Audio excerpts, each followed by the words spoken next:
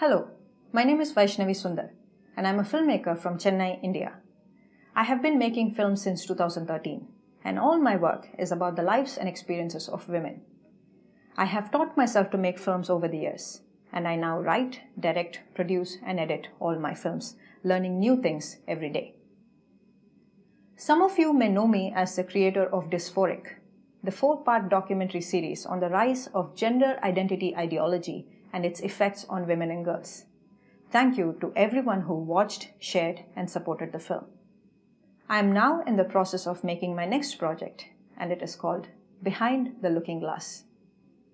In this film, I'm documenting the stories of women whose partners or husbands transitioned. I've spoken with nearly 40 women, of which 18 stories will be part of the film. These are women from all over the world, because this phenomenon, much as the ideologues would have you believe, is not rare. The film will feature stories of women from Japan, Australia, Germany, and many others. And I will include the latest developments in India, where a growing number of adult males are seeking surgeries, and the courts are considering it as a valid reason for divorce. Unfortunately, though, given the population and diversity of languages, Indian women are yet to log their experiences using the vocabulary that is universally understood. But I regret, South Asia is soon going to be engulfed by it. Filmmaking is a time-consuming job, and it is highly dependent on two things: building a strong, like-minded team, and of course, money. And ever since I started talking about the harms of gender identity ideology, my access to both these things have been snatched away. The more controversial I get, the lesser my chances of finding collaborators and funding. Suffice to say, it is a lonely and exhausting job to take on several aspects of filmmaking all by myself. But with the help of a very small team and the feminist support from women world over, I hope I will execute this project just like I did Dysphoric. But I need your help. MACS, Male Allies Challenging Sexism, is a group of pro-feminist men challenging male violence against women in all its forms through events, actions, and activism. They have come forward to collaborate with me on this project as a fundraising partner. Considering how much work women-led feminist groups take on, it is good that MACS have stepped in to pull the weight. While women donate so generously towards this fight, I hope MACS will be able to persuade men too to come forward and support projects like mine. 100% of funds donated via MACS go into making the film, and you can donate as little or as much as you can.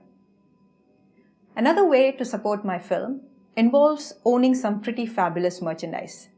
Women's Rights Network and Violet Wind have introduced a new line called Fearless Female on their merch store to raise funds for Behind the Looking Glass. You can choose from a long list of things like t-shirts, hoodies, water bottles, mugs, tote bags, phone cases, and such. Every time you buy from the store, 75% of the proceeds go into the film. Now you get to own something pretty amazing while also contributing to making a very important documentary.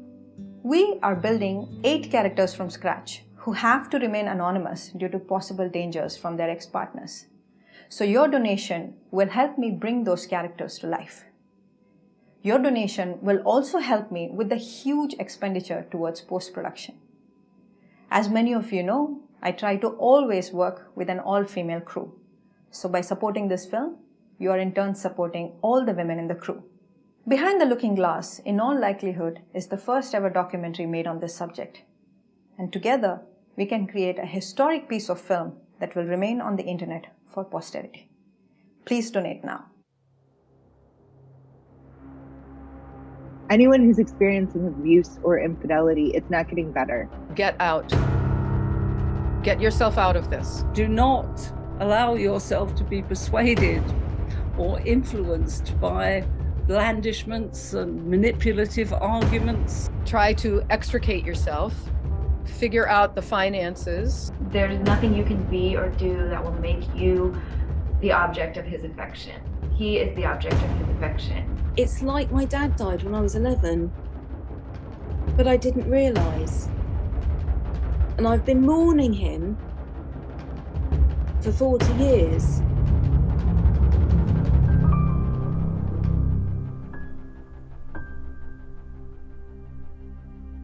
on the left, it's axiomatic that the untold stories will be told. This particular untold story, no one wants to hear.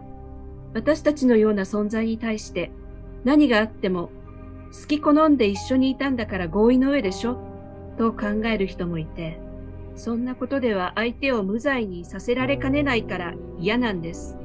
In a marriage where your partner started to use drugs or cheated on you, you would find therapists, support groups, and other women who would say, this is not your fault. But on this topic, people are very quick to question whether or not you responded to it correctly. Because a lot of what we're describing is familiar patterns of domestic abuse. And it's quite a big leap for people to make from hearing the stunning and brave story with the woman who goes along with it to hearing our story, the woman who talks about how she's been abused. It's hardly covered at all. When it comes to newspapers and what sells newspapers and what gets clicks, I think a man standing there in stilettos with fake breasts is obviously going to get more clicks, more attention and sell more papers than the abused wife in the background. One narrative gets all the airtime and the other one just has to be silenced. And that's the woman who's saying, well, he hit me, he raped me. He spent all our money, he was terrible to the children. Nope, that's now a woman, best sort of woman, the trans woman, and she just has to shut up. Women are finding us by Googling trans widows.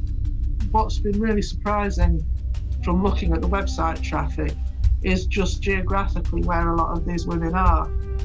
Countries like Russia, Japan, and Saudi Arabia, if we're going through it here and we're being silenced, how much worse must it be for all of those women in cultures where women don't have a voice at all? Because I think it happens in all cultures, in all religions, in all societies. This is not just a thing that happens to only white, American, or European people. When AGPs are fetishizing women's oppression, you have to ask yourself, is it even more likely that they're going to be fetishizing it in countries where women are even more oppressed? This man has been on this hero's journey. He's reinvented himself. He's come out like a phoenix or a butterfly or something like that. And he's now this beautiful woman. And there's this fucking bitch who is saying, no, that's not my story. This is my story too. I married a man. You fathered my children. And she has to be silenced. Ich meine, wenn man 2 Kinder geboren hat, gerade mal wenn die Kinder noch klein sind, dann ist das Sexualleben halt ein bisschen, sagen wir mal, zweitrangig. Und damit wollte er mir sozusagen, dadurch, dass ich so abwesend bin, zu ihm, in seinen Augen wahrscheinlich eher ablehnend, müsste er das ja tun. So, look what you made me do. This might seem as though it's the end of everything for you, and it might seem as though it's the end of your life, everything you had or believed you had, but it isn't. J.K. Rowling has a quote that rock bottom is a great place to launch off from. That is the spot where you get to recreate and redefine what's important. If people choose to be horrible to me and to insult me and call me names, then so be it. I will not be silent about it. Not for my sake. The damage is done to my life now. But for the sake of women everywhere who are being silenced on this subject, I'm speaking out for those people. I cannot tell you how much happier I am now than I ever was in my marriage. It's better on the other side. Yeah.